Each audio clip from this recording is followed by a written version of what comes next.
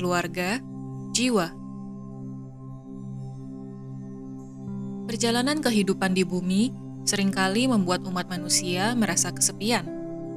Mereka kemudian berusaha mencari sandaran atau pasangan agar merasa aman. Ketakutan akan kesendirian adalah fenomena yang wajar, di mana kita melupakan koneksi kita dengan Sang Pencipta. Kita merasa jatuh dalam ketidakpastian, di mana asumsi dari semua orang membuat kita mempertanyakan diri kita sendiri. Pengaruh dari lingkungan sosial menciptakan keterbatasan bagi kita untuk berekspresi.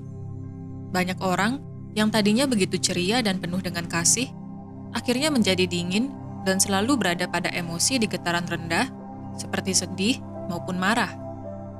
Ketika kita menyadari diri kita yang tadinya begitu semangat dan antusias dalam menjalani hidup, akhirnya berubah drastis, maka itu adalah momen di mana kita harus mulai melakukan introspeksi diri maupun berdialog dengan diri.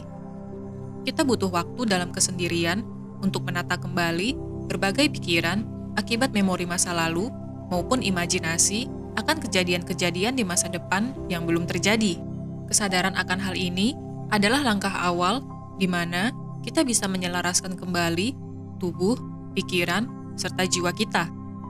Banyak orang beranggapan bahwa kata-kata bijak yang mereka temukan di media sosial maupun buku-buku motivasi tidak memberikan perubahan bagi hidup mereka. Hal ini adalah sebuah kenyataan, karena mereka berpikir bahwa orang lain dapat menyembuhkan diri mereka. Nyatanya, hanya dengan keinginan untuk melakukan transformasi diri yang bisa membuat kita kembali mengingat siapa diri kita yang sesungguhnya. Banyak dari kita yang mengalami kesulitan ketika berada di sekolah bumi akibat pelajaran yang terus berulang. Sebenarnya, banyak orang yang hadir di kehidupan kita selalu mengingatkan kita untuk meningkatkan kesadaran. Cara yang dilakukan oleh orang-orang tersebut bisa bervariasi. Ada yang dengan cara memarahi kita, ada yang dengan memberitahu dengan perlahan, ada juga dengan cara memberikan semangat yang berkobar. Berbagai macam cara dilakukan oleh orang sekitar kita untuk membuat kita sadar bahwa kita tidak seharusnya tenggelam dalam ego maupun emosi di diri kita. Orang-orang yang membantu kita selama di sekolah bumi dapat kita sebut dengan keluarga jiwa. Mereka adalah orang-orang yang kita temui di beberapa kehidupan sebelumnya. Pertemuan-pertemuan tersebut menciptakan karma, di mana energi kita dan keluarga jiwa kita menciptakan jalinan yang selayaknya diseimbangkan agar menjadi netral. Jalinan energi kita dengan keluarga jiwa kita adalah tidak terbatas. Artinya, begitu banyak kemungkinan yang bisa terjadi untuk membuat jalinan energi ini kembali netral. Sebagai contoh, di kehidupan sebelumnya, kita bisa menjadi seorang istri dari seorang keluarga jiwa yang adalah suami kita. Di kehidupan ini, peran yang dimainkan bisa bertukar, di mana kita menjadi suami, dan sebaliknya, suami kita di masa lalu bisa menjadi istri kita di masa ini. Kemungkinan lain adalah suami kita menjadi saudara kandung kita, atau ibu kita, atau mungkin sahabat kita. Kemungkinan peran yang dimainkan adalah tidak terbatas, karena jiwa kita di alam roh tidak memiliki jenis kelamin.